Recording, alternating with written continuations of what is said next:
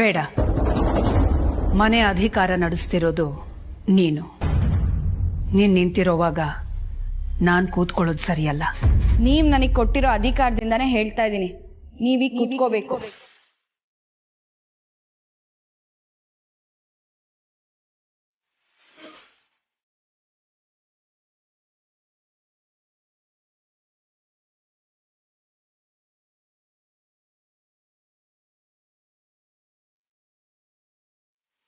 ಭಾವ, ಇವತ್ತು ಪಾರ್ವತಿಯವರು ಟಾಸ್ಕ್ ಅಲ್ಲಿ ಗೆದ್ದಿದ್ ಖುಷಿಗೆ ನಾನೇ ಜಾಮೂನ್ ಮಾಡಿದ್ದೀನಿ, ತಗೊಳ್ಳಿ.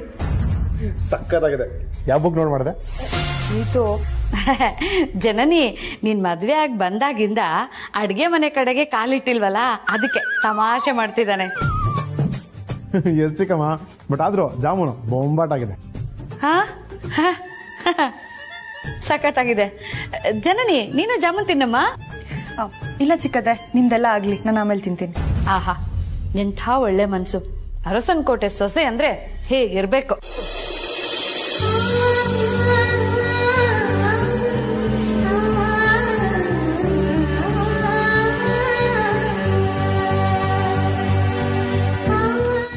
ಜಾಮೂನ್ ತುಂಬಾ ಚೆನ್ನಾಗಿದೆ ಅಮ್ಮ ಜಾಮಿ. ಥ್ಯಾಂಕ್ಸ್ ಭಾವ. ಪಾರ್ವತಿಯವ್ರೇನು ಹೇಳಲೇ ಇಲ್ಲ.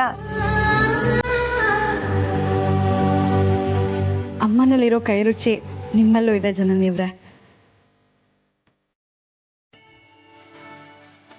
ಇವತ್ತು ಈ ಡೀಲ್ ಆಗದೆ ಹೋಗಿದ್ದಿದ್ರೆ ನಮ್ಮ ಕಂಪ್ನಿಗೆ ತುಂಬಾ ಲಾಸ್ ಆಗಿರ್ತಿತ್ತು ಅಲ್ವಾ? ಲಾಸ್ ಅನ್ನೋದಕ್ಕಿಂತ ಬಿಸ್ನೆಸ್ ಆಗ್ತಿರ್ಲಿಲ್ಲ ಅನ್ಬೋದು. ಹೌದತ್ಗೆ, ಈ ಪ್ರಾಜೆಕ್ಟ್ ಇಂದ 100 ಜನ ಹೊಸಬ್ರಿಗೆ ಕೆಲಸ ಸಿಗತ್ತೆ, ಜೊತೆಗೆ ನಮ್ಮ ಕಂಪ್ನಿನೂ ಬೆಳೆಯುತ್ತೆ. ನಮ್ಮ ಕಂಪ್ನಿ ಶುರು ಆದಾಗಿಂದ ಇಂಥ ಡೀಲ್ಸ್ನ ನಾವು ಟ್ರ್ಯಾಕೇ ಮಾಡಿರ್ಲಿಲ್ಲ ಅತ್ಗೆ. ಇವತ್ತು ನಮ್ಮ ಈ ಪಾರ್ವತಿ ಮಾತಿಂದ ಇದೆಲ್ಲ ಸಾಧ್ಯ ಆಯ್ತು. ಇದ್ರ ಬಗ್ಗೆ ನೀವೇನ್ ಹೇಳ್ತೀರಾ ಅತ್ಗೆ?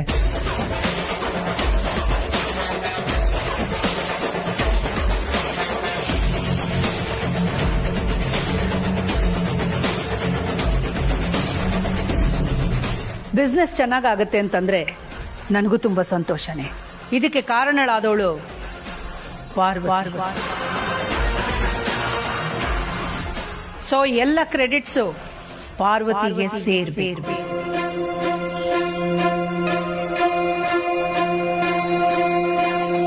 Hearty congratulations Parvati.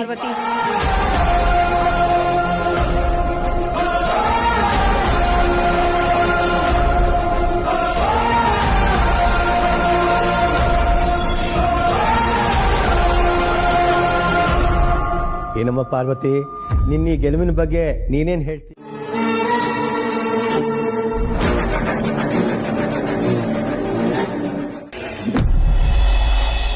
ಪಾರ್ವತಿ, ನೀನ್ ಗೆದ್ದಿದ್ ನಮ್ಗೆಲ್ಲ ಎಷ್ಟು ಸಂತೋಷ ಆಗಿದೆ ಗೊತ್ತಾ? ನಾವೇ ಗೆದ್ದಷ್ಟು ಸಂತೋಷ ಆಯ್ತು ಕಣೆ. ಅದರಲ್ಲೂ ಅಖಿಲ್ ಅಂಬರ್ ನಿನ್ ಬಗ್ಗೆ ಹೊಗಳು ಮಾತಾಡಿ ಕೇಳಿಸ್ಕೊಂಡ್ರೆ ನನಗಂತೂ ಬಂಗಾರದ ಕಿರೀಟನೇ ತೊಡ್ಸಿದ್ರೆ ನಂಗಾಯ್ತು. ಪಾರ್ವತಿ, ನಮ್ಮ ಒಡಹುಟ್ಟವ್ರೆ ಗೆದ್ದಷ್ಟೇ ಖುಷಿ ಆಯ್ತು ನಮ್ಗೆ. ಇದೇನೆ ಪಾರ್ವತಿ ನೀನು ಒಡ ಹುಟ್ಟದವಳಲ್ವೇನೆ? ಯಾವ ಬಾಯ್ಲಿ ಹೇಳಿ ಸಾವಿತ್ರಕ್ಕ ಇಲ್ಲ ಅಂತ? ಯಾವ ಜನ್ಮದಲ್ಲಿ ನಾವೆಲ್ಲ ಒಡಹುಟ್ಟಿದವರಾಗಿದ್ವೋ, ಈ ಜನ್ಮದಲ್ಲಿ ನಾವೆಲ್ಲರೂ ಒಂದೇ ಮನೇಲಿದ್ದೀವಿ.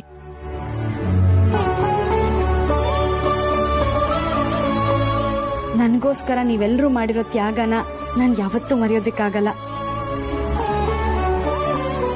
ಅಂತೂ ಕಷ್ಟಪಟ್ಟು ಗೆದ್ದಿಯಲ್ಲ ಪಾರು. ಇದೇ ತರ ಕೊನೆಯವರೆಗೂ ನೀನ್ ಗೆಲ್ಬೇಕು ಅನ್ನೋದೇ ನನ್ನ ಆಸೆ. ಪಾರ್ವತಿ, ನಾನಂತೂ ಇವತ್ತಿನ 3 ಕೋಟಿ ಪರೀಕ್ಷೆ ನೀನ್ ಗೆಲ್ಲಿ ಅಂತ ನಮ್ಮ ಮನೆ ದೇವರು ಗವಿರಂಗ ಸ್ವಾಮಿಗೆ ಅರ್ಕೆ ಹೊತ್ತಿದೆ ಪಾರ್ವತಿ. ನಿಜನಾ ಜನಪಣ್ಣ? ಓ ಜನಪ್ಪ, ಸುಳ್ಳು ಹೇಳ್ತಾ ಇದ್ದೀರಾ? ದೇವರನಿಗೂ ಇಲ್ಲ ದೊಡ್ಡ ಯಜಮಾನ್ರೆ. ಆಯ್ತು ಬಿಡಿ, ಸುಮ್ಮನೆ ತಮಾಷೆಗೆ ಹೇಳ್ದೆ. ಪಾರ್ವತಿ, ಕೊನೆಗೂ ನಿನ್ ಪ್ರಯತ್ನ ನಿನ್ ಕೈ ಬಿಟ್ಟಿಲ್ಲ ನೋಡಮ್ಮ. ಇಲ್ಲ ಸಾವಿತ್ರಕ್ಕ, ಈ ಗೆಲುವಿಗೆ ನನ್ನ ಪ್ರಯತ್ನಕ್ಕಿಂತ ಅಖಿಲಮ್ಮನೇ ಕಾರಣ. ಅವರ ಪರೀಕ್ಷೆ ಕೊಟ್ಟಿದ್ದಕ್ಕೆ ಇವತ್ ನಾನು ಅದನ್ನೆಲ್ಲ ಮಾಡಿ ಗೆಲ್ಲೋ ಹಾಗಾಗಿದ್ದು. ಹಾಗೆ ನಿಮ್ಮೆಲ್ಲರ ಸಹಾಯದಿಂದ, ಜನನಿಯವ್ರ ಪ್ರೋತ್ಸಾಹದಿಂದ ನಾನು ಗೆಲ್ಲೋ ಹಾಗಾಯ್ತು.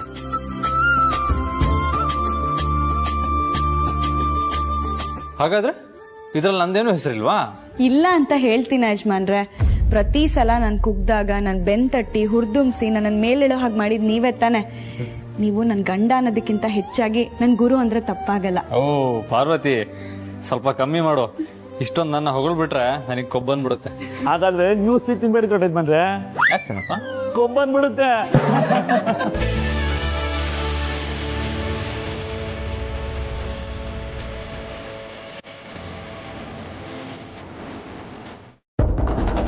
ಮಾಮ್ ಅದಕ್ಕೆ ಹೊಗಳ್ತಾರೆ, ಅದಕ್ಕೆ ಜನ ಹೊಗಳ್ತಾರೆ. ಈ ನನ್ ಗೆಲುವು ನಿಮಗ್ ಸೇರ್ಬೇಕಮ್ಮ. ಆದ್ರೆ ಅವಳ ಬಾಯಲ್ಲಿ ಒಂದೇ ಒಂದು ಮಾತಾದ್ರೂ ನಿಮ್ ಮಕ್ಕಳು ಬಂತೇನಮ್ಮ? ಹೀಗಿರುವಾಗ ನೀನ್ ಯಾಕೆ ಸುಮ್ಮನೆ ಫೀಲ್ ಆಗ್ತಿದ್ಯಾ?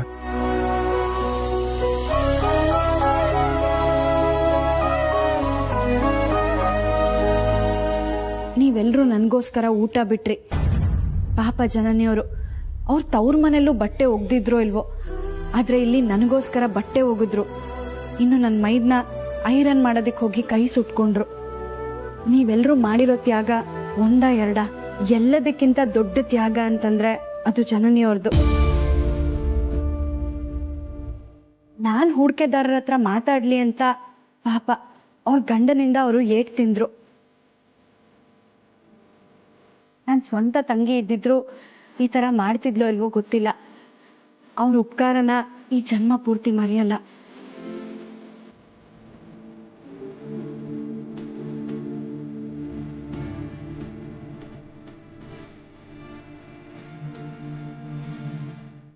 ಅದಕ್ಕೆ ಇದುವರೆಗೂ ಯಾವ ವಿಷಯದಲ್ಲಾದ್ರೂ ಯಾರಾದ್ರೂ ಬಿಟ್ಕೊಟ್ಟಿದಾರ? ನೀನೇ ಹೇಳು.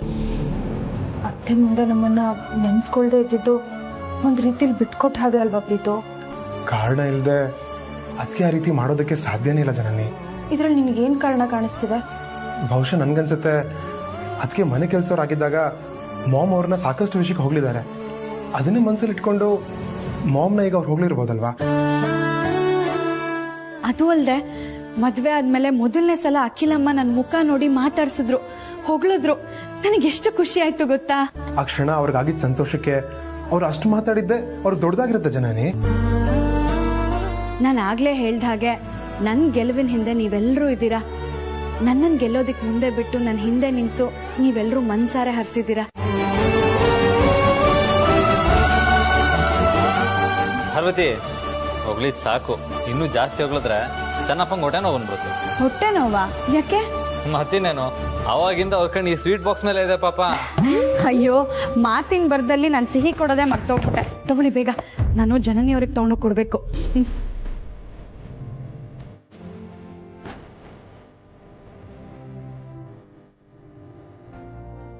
ಈ ವಿಷಯದಲ್ಲಿ ಸ್ವಚ್ಛವಾದ ಬಿಳಿ ಬಟ್ಟೆನ ಒಂದು ಕಪ್ಪು ಚಿಕ್ಕೆ ನುಂಗಾಕ್ತೋ ಅನ್ನೋ ಥರ ಆಗಬಾರ್ದು. ಒಂದು ಕೆಲಸ ಮಾಡೋಣ, ಈ ವಿಷಯ ನಾವು ಮಾತಾಡಿ ಏನು ಪ್ರಯೋಜನ ಇಲ್ಲ. ನೇರವಾಗಿ ಅದಕ್ಕೆ ಹತ್ರ ಹೋಗಿ ಕ್ಲಾರಿಫೈ ಮಾಡ್ಕೊಳ್ಳೋಣ.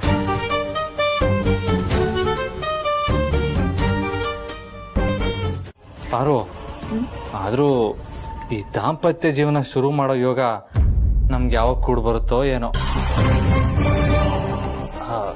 ನೀನ್ ಹೇಗೂ ಗೆದ್ದಿದ್ಯಲ್ಲ, ಆ ಖುಷಿಗೆ ಒಂದ್ ಮುತ್ತಾದ್ರೂ ಕೊಡ್ಬೋದಲ್ವಾ?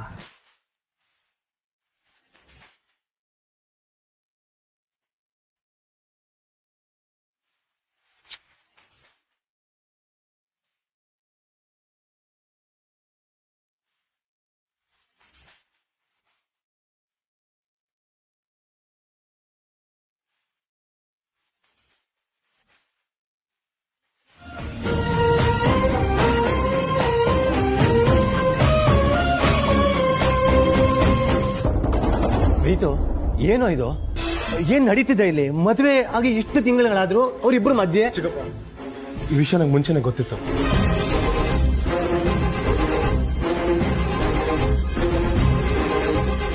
ಏನ್ ಹೇಳ್ತಿದ್ಯಾ ಪ್ರೀತು? ಹೌದು ಚಿಕ್ಕಪ್ಪ, ಜನನಿಗೂ ಗೊತ್ತು. ಹೌದಾ? ಹೌದು ಚಿಕ್ಕಪ್ಪ. ಏನಾಯ್ತು ಅಂತಂದ್ರೆ, ಅಮ್ಮ ನನ್ನ ಈ ಮನೆ ಸೊಸೆ ಅಂತ ಒಪ್ಕೊಳ್ಳೋವರೆಗೂ ನಮ್ಮಿಬ್ರ ಮಧ್ಯೆ ಗಂಡ ಹೆಂಡತಿ ಸಲ್ಗೆ ಬೇಡ ಅಂತ ಹೇಳಿದೀನಿ ತಾನೆ. ನೀವಿಷ್ಟು ಮುಂದುವರಿತಿದ್ದೀರಲ್ಲ, ಇದು ಸರಿಯಲ್ಲ.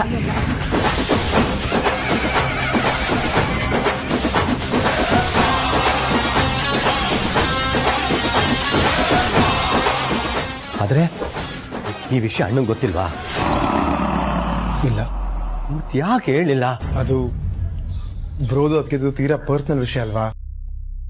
ಅವ್ರ ನಿರ್ಧಾರ ಮಾಡಾಗಿದೆ. ಇದನ್ನ ಡ್ಯಾಡಿಗೆ ತಿಳಿಸೋದು ಸರಿ ಅಂತ ಅನ್ಸ್ಲಿಲ್ಲ. ಅದಕ್ಕೆ ನಿರ್ಧಾರನ ಬ್ರೋ ಕೂಡ ರೆಸ್ಪೆಕ್ಟ್ ಮಾಡಿದ್ದಾನೆ. ಅಂಥದ್ರಲ್ಲಿ ನಾವು ಮೂಗು ತೋರಿಸೋದು, ಅವ್ರಿಗೆ ಮುಜುಗರ ಆಗೋದು ಇವೆಲ್ಲ ಬೇಡ ಅಂತ ನಾವೇ ಸುಮ್ಮನಾದ್ವಿ.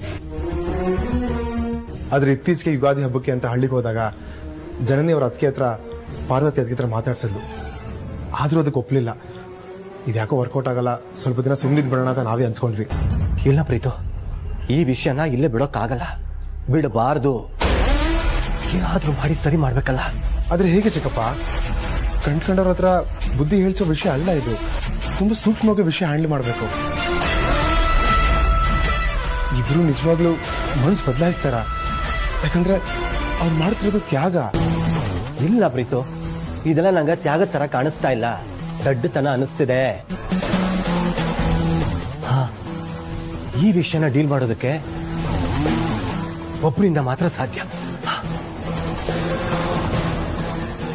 ಯಾರು ಚಿಕ್ಕಪ್ಪ?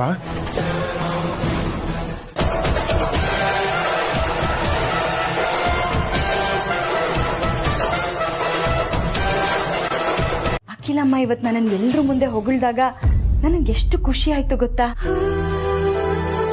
ಆ ದೇವ್ರೆ ಪ್ರತ್ಯಕ್ಷ ಆಗಿ ನನಗೆ ವರ ಕೊಟ್ಟೇನೋ ಅನ್ನೋಷ್ಟು ಸಂತೋಷ ಆಯ್ತು. ನನ್ ಕನ್ಸಲ್ಲೂ ಇದನ್ನ ಊಹಿಸಿರ್ಲಿಲ್ಲ. ನಾನ್ ದೊಡ್ಡೇಜ್ಮಾನ್ರನ್ನ ಮದ್ವೆ ಆದೆ ಅನ್ನೋ ಒಂದೇ ಕಾರಣಕ್ಕೆ ನನ್ನ ಅಖಿಲಮ್ಮನ್ ಮಧ್ಯೆ ಒಂದ್ ದೊಡ್ಡ ಕಂದಕಾನೆ ಸೃಷ್ಟಿ ಆಯ್ತು. ಅಳ್ಸಕ್ ಆಗದೆ ಇರೋಷ್ಟು ಅಂತರ ಸೃಷ್ಟಿ ಆಯ್ತು. ಇದೆರಡನ್ನೂ ಕಮ್ಮಿ ಮಾಡೋದಿಕ್ಕೆ 1 ತಿಂಗಳ ನಿರೀಕ್ಷೆ ಅನ್ನೋ ಪರೀಕ್ಷೆ ಶುರುವಾಯ್ತು. ಆದ್ರೂ ನನ್ನ ಯೋಗ್ಯತೆ ಏನು ಅಂತ ನನಗೆ ಚೆನ್ನಾಗಿ ಗೊತ್ತಿತ್ತು. ಈ ಪರೀಕ್ಷೆಯಿಂದ ಅವ್ರ ಎತ್ತರಕ್ಕೆ ನಾನು ತಲುಪಲ್ಲ ಅನ್ನೋ ಸತ್ಯನೂ ನನಗೆ ಗೊತ್ತಿತ್ತು. ಆದ್ರೆ ಅವ್ರ ಕಡೆಗೆ ಒಂದ್ ಹೆಜ್ಜೆ ಮುಂದೆ ಹೋಗೋ ತರ ಆಯ್ತು ಇವಾಗ. ಹಾಗಿದ್ಮೇಲೆ ನಿನ್ನ ವೈಯಕ್ತಿಕ ಜೀವನದಲ್ಲೂ ಒಂದು ಹೆಜ್ಜೆ ಮುಂದೆ ಹೋಗೋದು ನ್ಯಾಯ ಅಲ್ವಾ?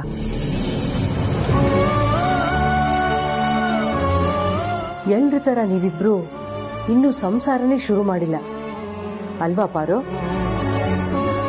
ಈಗ ನಾನು ಮಾತಾಡ್ಬೇಕು ಅಂತ ಬಂದಿರೋದೆ ನಿನ್ ದಾಂಪತ್ಯದ ಬಗ್ಗೆ.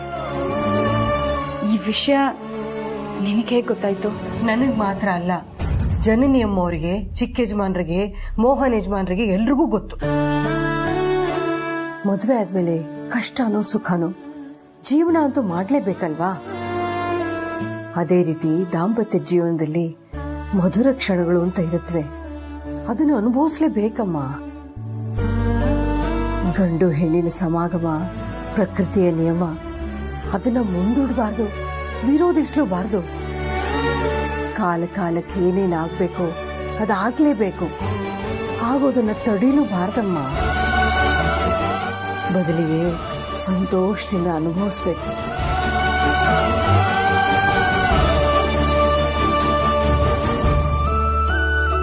ಈಗ ಹೇಗಿದ್ರು ಅಖಿಲಮ್ಮ ನಿನ್ನ ಹೊಗಳಿದ್ದಾರೆ.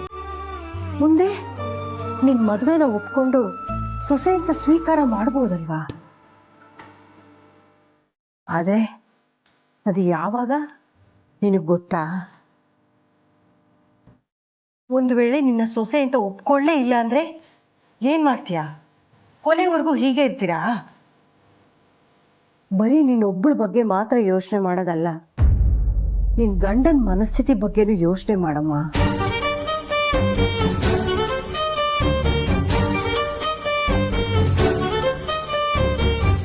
ಅಮ್ಮ ಕೊಟ್ಟಿರೋ ಪರೀಕ್ಷೆ ಇನ್ನೂ ಮುಗ್ದಿಲ್ಲ ಸಾವಿತ್ರಕ್ಕ.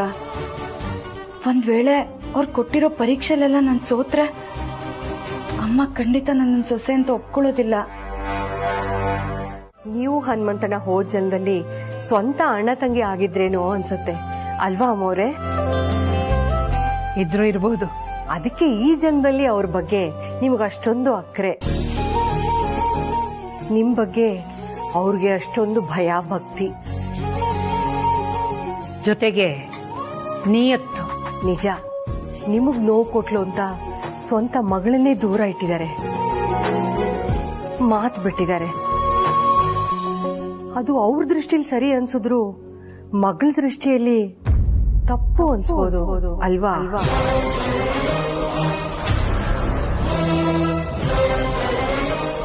ಈಗ ಊಟಕ್ಕೆ ಅಡ್ಗೆ ಕೆಲಸ ಏನೂ ಇಲ್ಲ ಅಮ್ಮೋರೆ.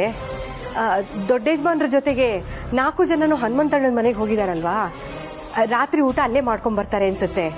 ಈಗ ಏನಿದ್ರು ದಾಮಿನಿ ಮೇಡಮು, ಮೋಹನ್ ಸರು, ಆಮೇಲೆ ನೀವು ಅಷ್ಟೇ ಊಟಕ್ಕಿರೋದು. ಯಾಕೆ ನೀವೆಲ್ಲ ಊಟ ಮಾಡಲ್ವಾ? ಮಾಡ್ತೀವಿ, ಆದ್ರೆ ಇಷ್ಟೇ ಜನ ಅಲ್ವಾ, ನಾನೇ ಅಡ್ಗೆ ಮಾಡೋಣ ಅನ್ಕೊಂಡೆ. ಒಬ್ರಿಗೋ 10 ಜನಕ್ಕೋ 100 ಜನಕ್ಕೋ ನಾನು ಒಪ್ಕೊಂಡಿರೋ ಕೆಲಸನ ನಾನೇ ಮಾಡ್ತೀನಿ. ಇದರಲ್ಲಿ ಯಾವ ಬದಲಾವಣೆನೂ ಇರೋದಿಲ್ಲ.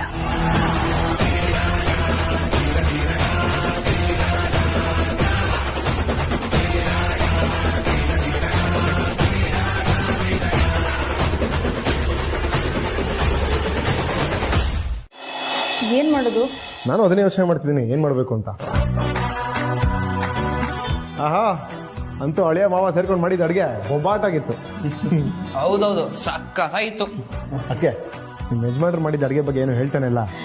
ನಮ್ಮ ಯಜಮಾನ್ರು ಮತ್ತೆ ನಮ್ಮ ಅಪ್ಪ ಮಾಡಿದ ಅಡ್ಗೆ ಅಂದ್ರೆ ಚೆನ್ನಾಗಿಲ್ದೇ ಇರುತ್ತಾ? ಹಾಗೆ ನೋಡಿದ್ರೆ ಮಾಮೂಲಿಗಿಂತ ಸ್ವಲ್ಪ ಜಾಸ್ತಿನೇ ಊಟ ಮಾಡಿದೆ.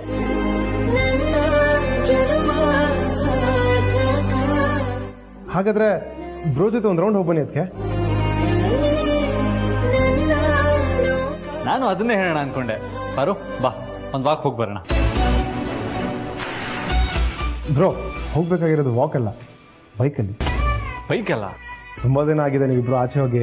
ಫಾರ್ ಎ ಚೇಂಜ್ ಅದಕ್ಕೆನ ಕರ್ಕೊಂಡು ಬೈಕಲ್ಲಿ ಜಾಲಿಯಾಗಿ ಸ್ವಲ್ಪ ಸುತ್ತಾಡ್ಕೊಂಡು ಬಾ ಬರೋ. ನನಗೇನೋ ಓಕೆ. ನಿಮ್ಗೂ ಓಕೆ ಅಲ್ವಾ ಪಾರ್ವತಿ ಅವರೇ?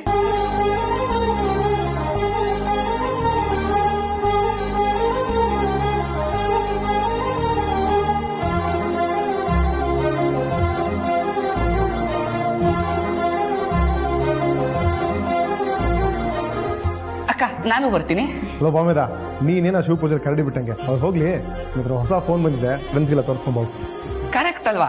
ಈಗಲೇ ಆಗ್ತೀನಿ. ಆದ್ರೆ ಅಪ್ಪ ಸಾರ್ತಿ ಅವ್ರು ನಾನು ಹೇಳ್ತೀನಿ, ನೀವು ಹೊರಡು. ಸರಿ, ಬಾಯ್. ಬಾಯ್. ಸರಿ, ಹೊರಡೋಣ. ಬ್ರೋ, ಪ್ರೀತು ಕೀನ್ ಜೊತೆಲೆ ಇಟ್ಕೊಂಡ್ಬಂದಿದ್ಯಾ? ಹಾ, ಅದು ನಾನು ಜನನಿ ಹೋಗೋಣ ಅಂತ ತಂದಿದ್ದೆ.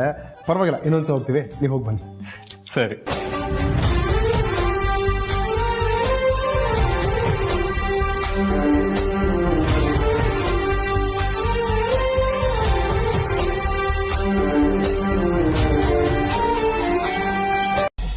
ಫೋನ್ ಎತ್ತು.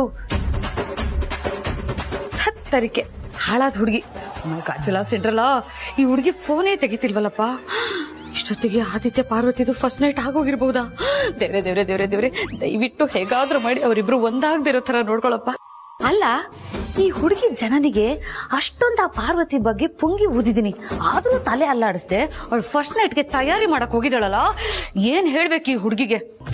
ಈ ಹುಡುಗಿ ಸ್ಥಾನದಲ್ಲಿ ಬೇರೆ ಯಾರಾದ್ರೂ ಇದ್ದಿದ್ರೆ ಈ ಮನೇನ ಇಷ್ಟೊತ್ತಿಗೆ 3 ಬಾಗ್ಲು ಮಾಡಿಟ್ಟಿರೋರು. ಇವಳು ಮಾತ್ರ ತಲೆನೇ ಕೆಡಿಸ್ಕೊಳ್ಳೋದಿಲ್ವಲ್ಲ, ಯಾವ ಸೀಮೆ ಹೆಣ್ಣೋ ಏನೋ. ಓ ಮೈ ಗಾಡ್ ಜಿಲ್ಲಾ ಸಿಂಡ್ರಲ್ಲ, ಈ ಮನೆ ಹಾಳು ದಾಮಿನಿಗೆ ಏನಾದ್ರೂ ಒಂದ್ ಮನೆ ಹಾಳು ಐಡಿಯಾ ಕೊಟ್ರಪ್ಪ ನಿಮ್ ದಮ್ಮಯ್ಯ. ಏನ್ ಮಾಡುದು? ಪ್ರೀತಕ್ ಕಾಲ್ ಮಾಡ್ತೀನಿ. ಪ್ರೀತಕ್ ಕಾಲ್ ಮಾಡಿ ಜನನಿಗೊಂದ್ ಸ್ವಲ್ಪ ಫೋನ್ ಕೊಡಪ್ಪ ಅಂತ ಹೇಳ್ತೀನಿ.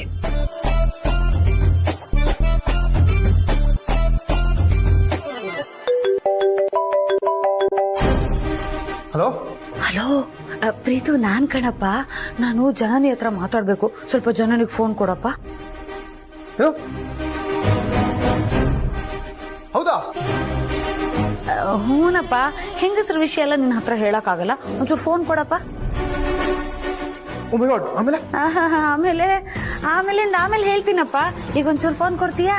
ಹೌದಾ, ಸರಿ ಸರಿ, ನಾನು ಈಗಲೇ ಬರ್ತೀನಿ. ಅಯ್ಯೋ ನೀನ್ಯಾಕಪ್ಪ ಬರೋದಕ್ ಹೋಗ್ತೀಯಾ? ನೀನ್ ಬರೋದೇನ್ ಬೇಡ.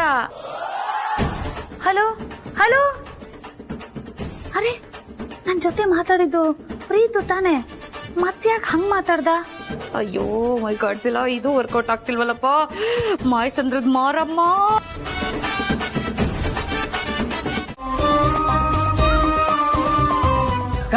ಬಾವಾ ಬಂದ್ರ? ಬೈಕ್ ರೈಡ್ ಸಕ್ಕತ್ತಾಗಿತ್ತು ಅಲ್ವಾ? ಸಕ್ಕತ್ತಾಗಿತ್ತು ಅಂತ ನಿಂಗೆ ಹೋಗುತ್ತೋ? ನಿಮ್ಮಿಬ್ರು ಮುಖದಲ್ಲಿ ಖುಷಿ ನೋಡಿದ್ರೇನೆ ಗೊತ್ತಾಗ್ತಿದೆ. ತರ್ಲೆ, ಸುಮ್ನೆ ಇರೋ. ಅಪ್ಪ ಎಲ್ಲೋ ಗಣಿ? ಅಪ್ಪ ಏನೋ ಕೆಲ್ಸ ಅಂತ ಹೊರಗಡೆ ಹೋದ್ರು. ಇಷ್ಟೊತ್ತಲ್ಲಿ ಏನ್ ಕೆಲ್ಸ ಗೊತ್ತಿಲ್ಲ ಅಪ್ಪ. ಪ್ರೀತಿ ಜಾನಿ ಅವ್ರ ಮನೆಗೆ ಹೋದ್ರು. ಹೌದಾ? ಅವರು ನಾವು ಹೊರಡೋಣ? ನೀವು ಹೋಗೋಗಿಲ್ಲ. ಯಾಕೋ? ಇಲ್ಲೇ ಉಳ್ಕೋಬೇಕಂತೆ. ಇಲ್ಲ.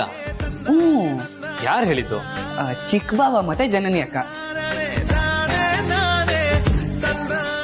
ಯಾಕಂತೆ? ನಾನಿಲ್ಲಿ ಒಬ್ಬನೇ ಇದ್ದೀನಲ್ಲ ಅದಕ್ಕೆ. ಓ ಆಗ ಮೊದಲನೇ ಸತಿ ಮಾವನ ಮನೇಲಿ ಉಳ್ಕೊಳ್ಳೋ ಯೋಗ ಸಿಗ್ಬೇಕಾದ್ರೆ ಯಾವ ತನ ಬೇಡ ಅಂತಾನೆ ಉಳ್ಕೋತೀವಿ ಬಿಡು. ಸರಿ ಯಶ್ಮಂದ್ರೆ, ನೀವು ರೂಮ್ಗೆ ಹೋಗಿರಿ. ನೀನು? ನಾನು ಗಣಿಗೆ ಹಾಸ್ಕೊಟ್ಬಿಟ್ಟು ಬರ್ತೀನಿ. ಸರಿ. ಹಾರು.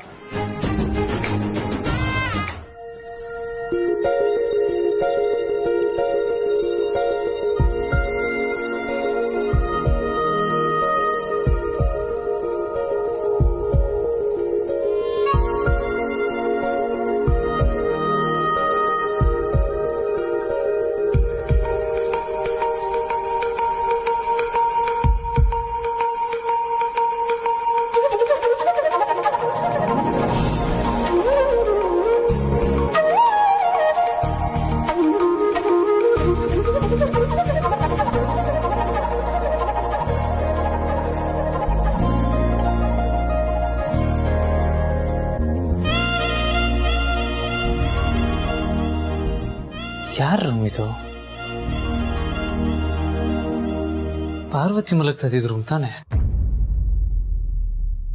ಮಿಸ್ ಬೇರೆ ಯಾವ್ದಾರ ರೂಮಿಗೆ ಬಂದ್ಬಿಟ್ಟ.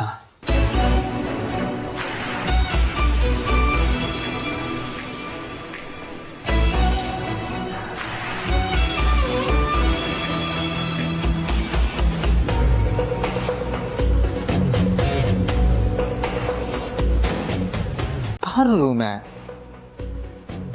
ಆದ್ರೆ ಈ ಅರೇಂಜ್ಮೆಂಟ್ಸ್ ಎಲ್ಲ ಯಾರು ಮಾಡಿರೋದು?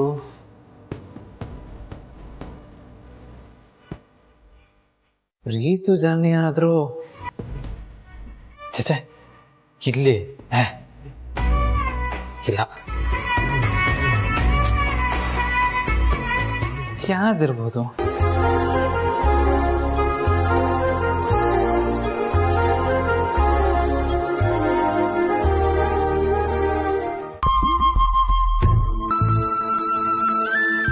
ನಮ್ದ ಬಾರು ಏನಾದ್ರು ಏನೇನು ನೋಡ್ತದ್ಲ?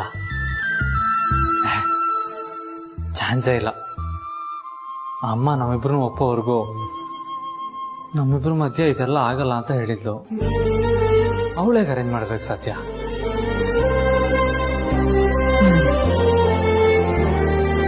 ಇರ್ಲಿ, ಯಾವುದಕ್ಕೂ ಬಾರನ್ನೇ ಕರ್ಕೊಂಬಂದು ತೋರಿಸ್ತೀನಿ.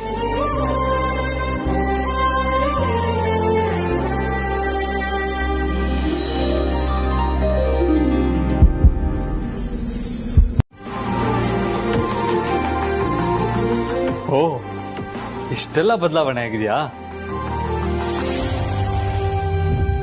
ಥ್ಯಾಂಕ್ ಯು ಸೋ ಮಚ್ ದೇವ್ರೆ.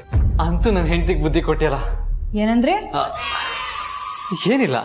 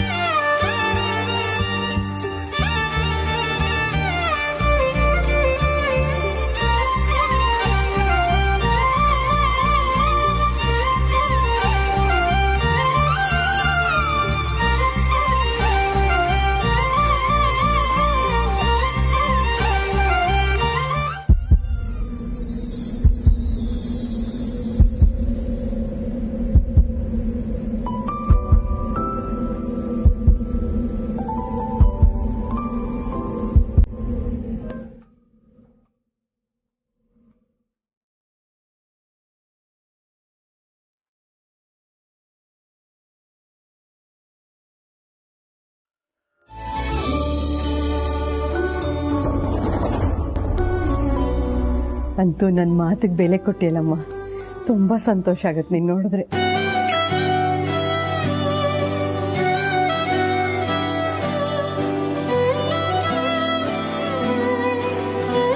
ಓಹೋ ಬಂದ್ರಾ? ಬನ್ನಿ ಬನ್ನಿ ಬನ್ನಿ ಬನ್ನಿ, ಹಳೇ ಮದುವೆಯ ಹೊಸ ಮಧುಮಕ್ಕಳು.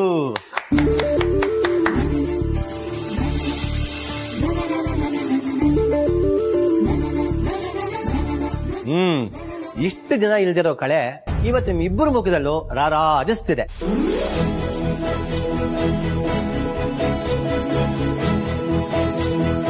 ಆದಿತ್ಯ, ಸ್ವಲ್ಪ ದಿನ ನಿನ್ಗೆ ಆಫೀಸ್ಗೆ ಹೋಗೋದಕ್ಕೆ ಆಸಕ್ತಿ ಇರಲ್ಲ, ಹಾಗಾಗಿ ಆಫೀಸ್ಗೆ ಹೋಗಲ್ಲ ಅಂತ ಅತ್ತಿಗೆ ಹತ್ರ ಹೇಳ್ಬಿಡ್ಲಾ?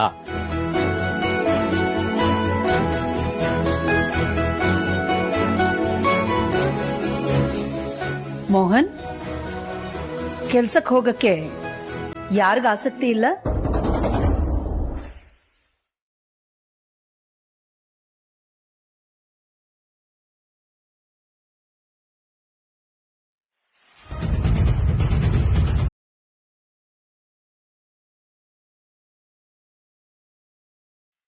ಕಾಫಿ ತಗೊಳ್ಳಿ.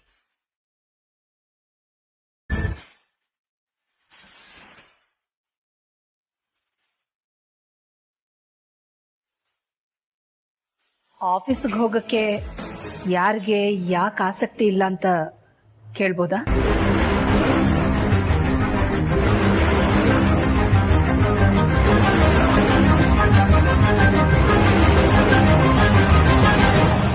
ಯಾಕೆ ಮೋಹನ್, ನಾನೀಗ ಮನೆ ಕೆಲಸ ಎಲ್ಲ ಮಾಡ್ತಾ ಇರೋದ್ರಿಂದ ಇದನ್ನ ತಿಳ್ಕೊಳ್ಳೋ ಅರ್ಹತೆ ನನಗಿಲ್ಲ ಅಂತ ತಿಳ್ಕೊಂಡಿದ್ದೀರಾ? ಅಯ್ಯೋ, ಖಂಡಿತವಾಗ್ಲೂ ಇಲ್ಲ ಅತ್ಗೆ. ಯಾವತ್ತಿದ್ರು ಅರಸನಕೋಟೆ ಯಜಮಾನಿ ನೀವೇ, ಅದನ್ನ ಯಾರಿಂದಲೂ ಬದಲಾಯಿಸಕ್ಕಾಗಲ್ಲ. ಯಾಕೆಂದ್ರೆ ನಿಮ್ಮ ಮೇಲೆ ನನಗಿರೋ ಗೌರವ ಯಾವತ್ತೂ ಕಡಿಮೆ ಆಗಲ್ಲ ಅತ್ಗೆ. ನಿಮ್ ಮಾತಿಗೆ ನಾನು ಒಪ್ಕೋತೀನಿ, ಆದ್ರೆ ನನ್ನ ಪ್ರಶ್ನೆಗೆ ಉತ್ತರ ಇರಲ್ಲ. ಯಾರಿಗೋ ಆಫೀಸಿಗೆ ಹೋಗಕ್ಕೆ ಆಸಕ್ತಿ ಇಲ್ಲ ಅನ್ನೋದನ್ನ ನೀವು ಹೇಳ್ತಾ ಇದ್ರಿ, ಅದು ಮಾತ್ರ ನನ್ನ ಕಿವಿ ಮೇಲೆ ಬಿತ್ತು. ಅದಕ್ಕೆ ನಿಮ್ಮಿಂದ ಉತ್ತರ ಕೇಳಿದೆ ಅಷ್ಟೇ.